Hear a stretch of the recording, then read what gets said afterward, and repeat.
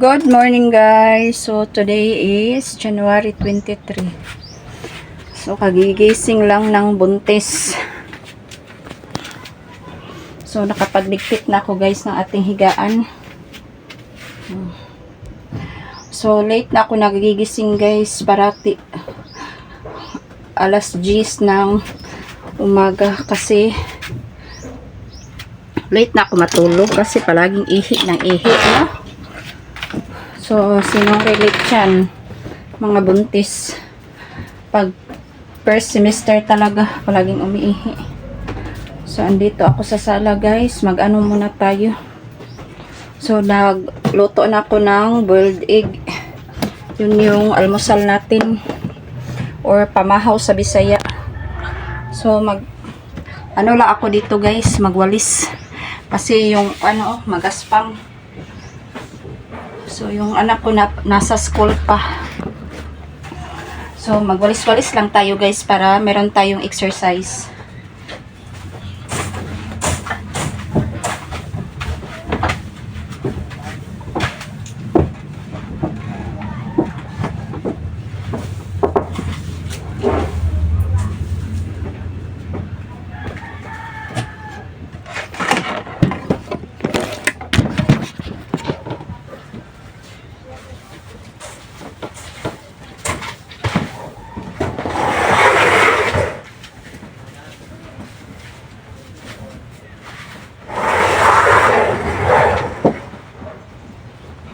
So, ito na yung baby bump natin guys.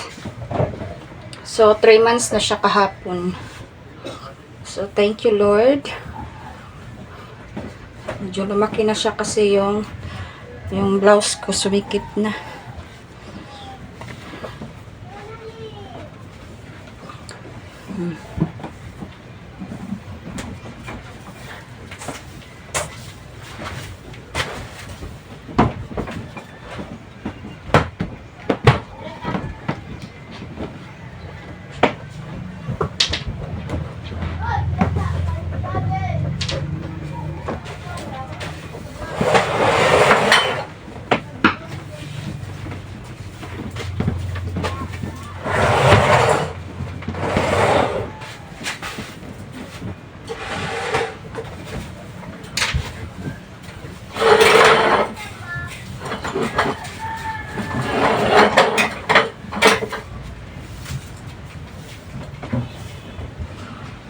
So, karon ba sa mga balita, makita natin sa Facebook, no?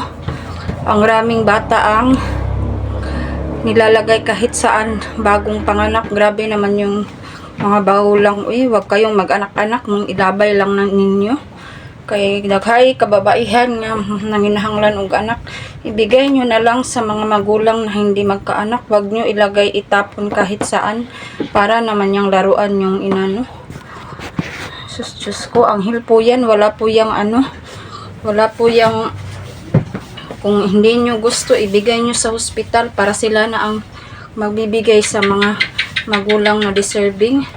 So, kagabi may nakita na naman ako, nilagay sa atop yung bagong panganganak na sanggol. Diyos ko.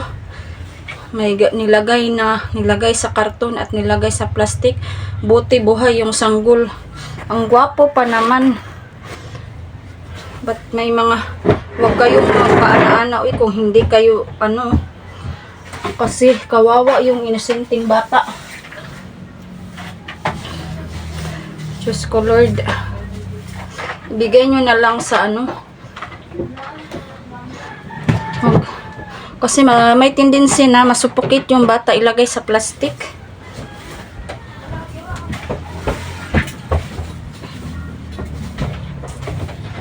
Kung wala kayong kapasidad na buhayin ang bata, wag kayong gumamit kayo ng mga contraceptive para hindi kayo mabuntis.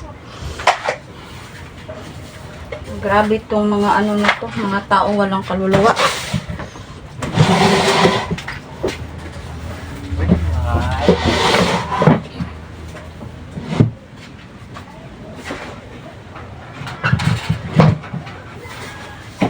Kayot, muli na kayot.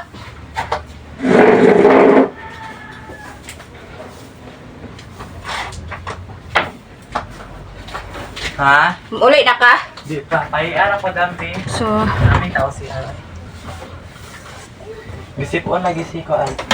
Si Gavin. gahapon naman na. So, hinahinay rata guys. Uy, kay gihingal ko.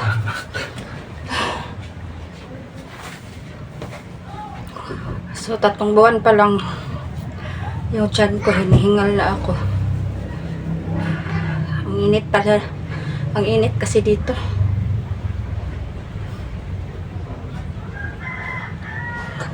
So, sa late niya, 2 pregnancy ko sa mga anak ko.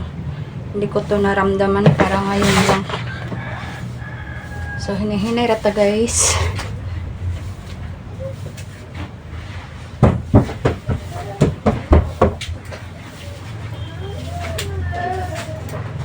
So, parang ito na rin yung exercise ko, no?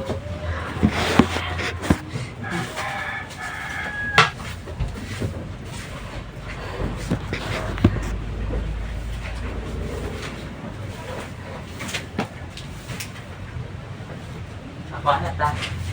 Ha? Apa na dito? Ha? Panamit. Oh.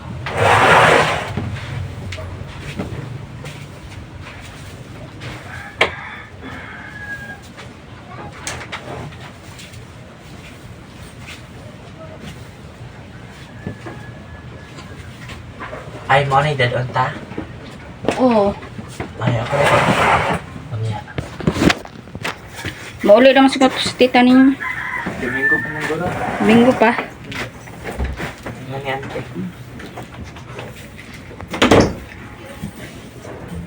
So, sabi ng doktor, bawal daw ako walis-walis ba? Kay first semester ba? Baka makunan daw ako. Pero okay naman ako eh. Hindi naman to masyado mabigat. So, hinahinay lang ako kasi kung hindi ako magwalis, so, ang dumi na ng bahay namin. Wala namang ibang magwalis. Mga anak ko, ang liit pa naman. So, hinahinay lang ako guys.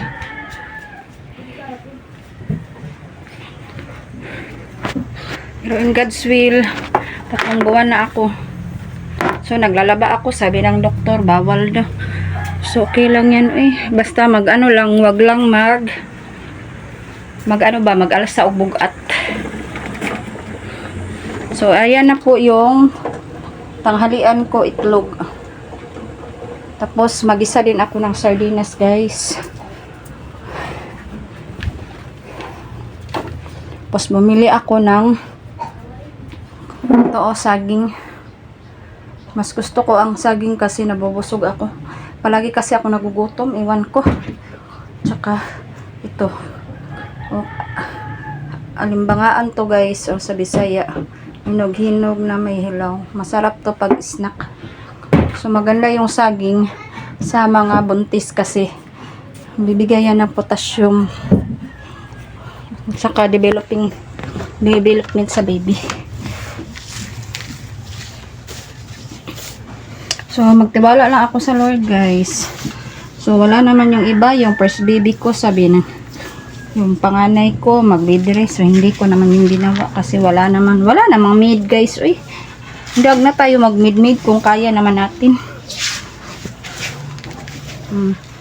Basta hinay-hinay lang. Pag kayo nabuntis, wag lang. Ang importante, wag kayong mabigat. Mag-alsa. Yan yung importante. At saka wag kayong yung hagdan, kayong parating musaka sa hagdan, yun yung bawal. Basta pwede naman maglaba, basta wag kayong ng mabigat. Yun yung importante.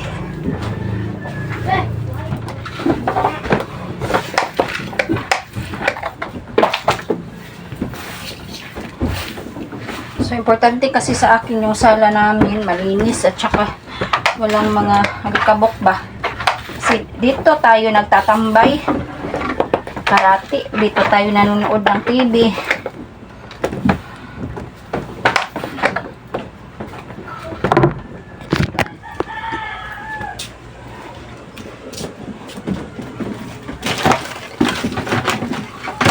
So, So, ito na ninyong update ko.